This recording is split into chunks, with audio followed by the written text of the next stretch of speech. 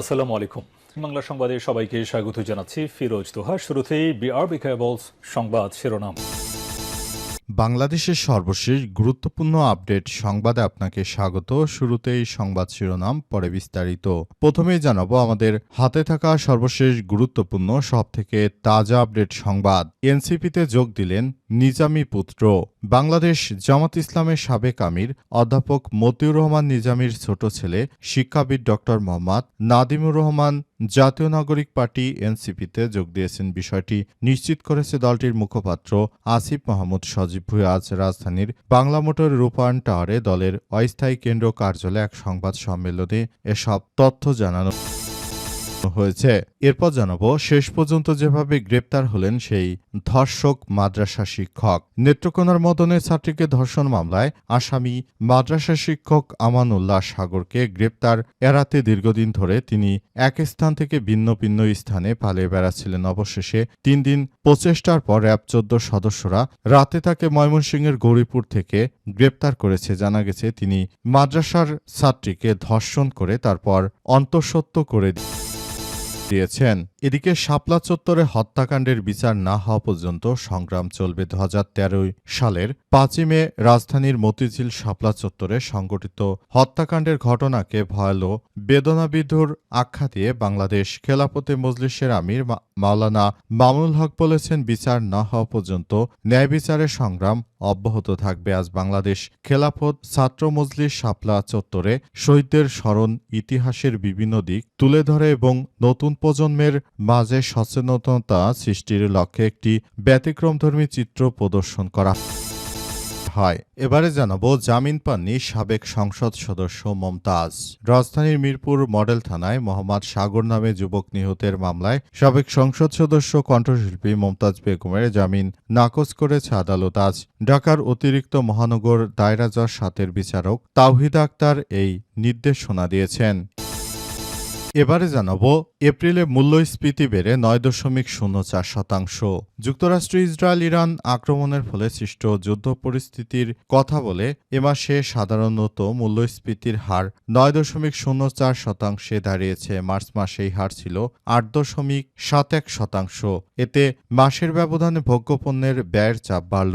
আজ বাংলাদেশ পরিসংখ্যান থেকে সব তথ্য জানা গেছে। এর আগে অন্তর্বর্তীকালীন সরকারের প্রধান উপদেষ্টা প্রফেসর ডক্টর মোহাম্মদ ইউনূসের সরকারের সময় বাংলাদেশের মূল্যস্ফীতি 6% নেমে গিয়েছিল। এটি বাংলাদেশের জন্য অনেক ভালো ছিল। তবে বর্তমান সময়ে আবারও মূল্যস্ফীতি বেড়ে গেছে। এবং সর্বশেষ জানাবো বাসের পর এবার বাড়ল লঞ্চ ভাড়া কার্যকর নতুন হারে। জ্বালানি তেলের দাম বাড়ানোর কারণে বাসের পর এবার লঞ্চের ভাড়াও বেড়েছে। একজন যাত্রী লঞ্চ ভাড়া কম দূরত্বে প্রতি কিলোমিটার 18 পয়সা ও বেশি দূরত্বে 14 পয়সা বেড়েছে। কম দূরত্বে লঞ্চের ভাড়া 6.49%, বেশি দূরত্বে 5.88% বাড়ানো হয়েছে বলে জানা গেছে। প্রিয় দর্শক, এতক্ষণ শুনছিলেন সংবাদ শিরোনাম, এবারে বিস্তারিত।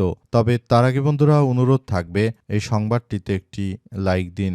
এই চ্যানেলে আপনি নতুন হয়ে থাকলে আমাদের সংবাদটি দেখতে দেখতে চ্যানেলটি সাবস্ক্রাইব করে রাখুন। কমেন্ট করে বন্ধুরা আপনার মূল্যবান মতামত জানিয়ে দিন আপনি বিশ্বের কোন দেশ থেকে বা বাংলাদেশের কোন স্থান থেকে আমাদের সংবাদটি দেখছেন এবং শুনছেন। আর বন্ধুরা, সংবাদটি আপনার সোশ্যাল মিডিয়া ফেসবুকে শেয়ার করে বন্ধুদেরও দেখার সুযোগ করে দিন।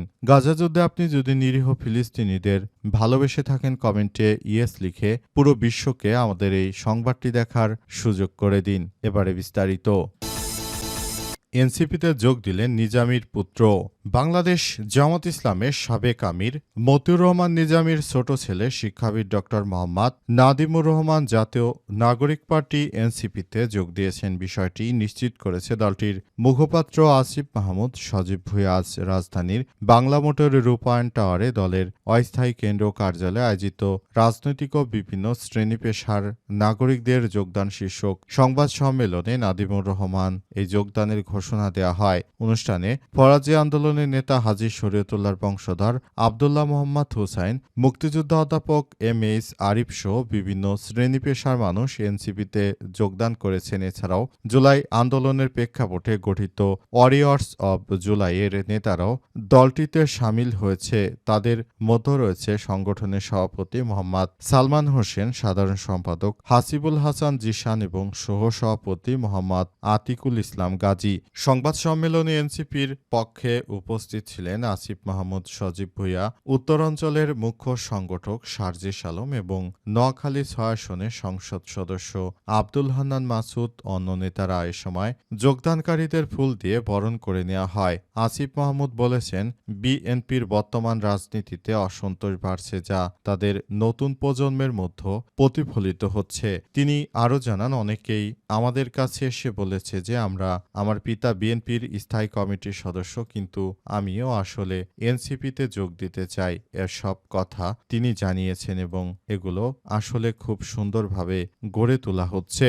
যে কোনো মূল্যে আসলে এনসিপির এই কার্যক্রমকে সফল করতে হবে বলে নিশ্চিত করা হয়েছে এবং পুরো বিশ্বজুড়ে বর্তমান সময়ে বাংলাদেশের তরুণদের রাজনৈতিক দল জাতীয় নাগরিক পার্টি এনসিপি খুবই ভালো একটি জায়গায় রয়েছে এবং এনসিপিকে সবাই খুবই ইতিবাচকভাবে নিয়েছে এবং পছন্দ করছে। এই রাজনৈতিক দলটি শুরু থেকে বাংলাদেশের মানুষের মনের ভাব বুঝতে পেরেছে। তাদের ডাকেই মূলত স্বৈরাচার সরকারের পতনের জন্য রাস্তায় নেমে এসেছিল অসংখ্য মানুষ। তারই আন্দোলনের মহানায়ক নাহিদ ইসলামের নেতৃত্বে মূলত সারা বিশ্ব জুড়ে এখন এই কার্যক্রমগুলো চলমান রয়েছে। শেষ পর্যন্ত যেভাবে গ্রেপ্তার হন মাদ্রাসা শিক্ষক। নেত্রকোনার মদনে ছাত্রী ধর্ষণ মামলায় আসামি মাদ্রাসা শিক্ষক আমানুল্লাহ সাগরকে গ্রেপ্তার এড়াতে দীর্ঘদিন ধরে স্থান পরিবর্তন করে বেড়াচ্ছিলেন। ৩ দিন চেষ্টার পর অবশেষে র্যাব ১৪ এর একটি দল মঙ্গলবার ৫ মে রাতে ময়মনসিংহের গৌরীপুর থেকে তাকে আটক করেছে। নগরীর আকোয়া বাইপাস র্যাব ১৪ এর প্রধান কার্যালয়ে আয়োজিত এক প্রেস ব্রিফিংয়ে অধিনায়ক নয়মুল হাসান এই তথ্য নিশ্চিত করেছেন। তিনি বলেন, র্যাব ১৪ ময়মনসিংহ এই চাঞ্চল্যকর মামলার ছায়া তদন্ত শুরু করে এবং গোয়েন্দা নজরদারি বৃদ্ধি করে। এরই ধারাবাহিকতায় গোপন সংবাদের ভিত্তিতে ময়মনসিংহের গৌরীপুর সোনামপুর এলাকা থেকে আসামি আমানুল্লাহকে গ্রেপ্তার করা হয়েছে। ইতিমধ্যেই তাকে গ্রেপ্তারের পর আসলে বিষয়গুলো সবার সামনে এসেছে। তিনি ছাত্রী ধর্ষণ করার ঘটনায় অভিযুক্ত একজন আসামি এবং তিনি পালিয়ে বেড়াচ্ছিলেন বলে জানা গেছে। অবশেষে তাকে আটক করতে সমর্থ হয়েছে আমাদের বাংলাদেশের র্যাবের সদস্যরা। তারা আটক করার পর তাকে থানায় পাঠিয়েছে। বর্তমানে তিনি পুলিশ হেফাজতে রয়েছেন বলে জানা গেছে এবং বর্তমান তার বিরুদ্ধে বড় ধরনের ব্যবস্থা গ্রহণ করা হচ্ছে। বর্তমান সময় তিনি একজন অপরাধী এবং এটাই তার পরিচয় এবং এই অপরাধীকে কোনোভাবে ছাড় দেওয়া হবে না বলে ইতিমধ্যে র্যাবের সদস্যরা নিশ্চিত করেছে। জন্য তাদেরকে আটক করার জন্য র্যাবের এই দীর্ঘ অভিযান পরিচালিত হয়েছে। অবশেষে এই মাদ্রাসা শিক্ষককে আটক করতে সক্ষম হয়েছে তারা। শাপলা চত্বরে হত্যাকাণ্ডের বিচার না হওয়া পর্যন্ত সংগ্রাম চলবে। ২০১৩ সালের ৫ই মে রাজধানীতে শাপলা চত্বরে এক বাংলাদেশের নরপিশাচ হত্যাকাণ্ডের ঘটনা ঘটেছিল। সেদিন শাপলা চত্বরে মামুনুল হকের নেতৃত্বে যারা এসেছিলেন তারা মূলত শাপলা চত্বর থেকে তারপর সারা বাংলাদেশে একটি আওয়াজ তুলে তারপর পুরো পরিস্থিতি তারা নিয়ন্ত্রণ করার চেষ্টা চালিয়ে যাচ্ছিলেন, কিন্তু শেষ পর্যন্ত আসলে তাদের সঙ্গে খুবই খারাপ কিছু হয়ে যায়। শেষ পর্যন্ত আসলে শাপলা চত্বরে পরিস্থিতি সেদিন বেনজিরের নির্দেশে রাতে গুলি চালিয়ে অসংখ্য নিরীহ মানুষকে হত্যা করার ষড়যন্ত্র খেলায় মেতে ওঠে তৎকালীন আওয়ামী লীগ সরকারের লোকজন। বর্তমান সময়ে ২০১৩ সাল থেকে পর্যন্ত শাপলা চত্বরে যে হত্যাকাণ্ড তারা করেছিল সেই ঘটনায় তদন্ত হয়ে ৫৮ জনের নিহতের খবর সামনে আসে। এই ঘটনায় শাপলা চত্বরে সেদিন যেভাবে মানুষ হত্যা করা হয়েছিল শেখ হাসিনার নেতৃত্বে, সুতরাং সবাইকে শাপলা চত্বরের এই বিষয়টি সামনে এনে সবাইকে প্রতিবাদ জানানোর আহ্বান জানানো হয় এবং বলা হয়েছে যে বর্তমান সময়ে এটি সবার জন্য উন্মুক্ত একটি বিষয় হয়ে দাঁড়িয়েছে এবং সারা বিশ্ব জুড়ে এমন একটি সমস্যার সৃষ্টি হয়েছে। এই সমস্যাগুলো ঘটনাগুলো মোকাবেলা করার জন্য ইতিমধ্যে শাপলা চত্বরে এসব বিষয় নিয়ে সবাই আন্দোলন সংগ্রামে মত্ত হয়েছে। সবাই যার যার জায়গা থেকে আন্দোলন সংগ্রাম করছে। আশা করা হচ্ছে যে আগামীতে এই শাপলা চত্বরের ঘটনাটি যথাযথ তদন্ত হবে বলে মনে করা হচ্ছে।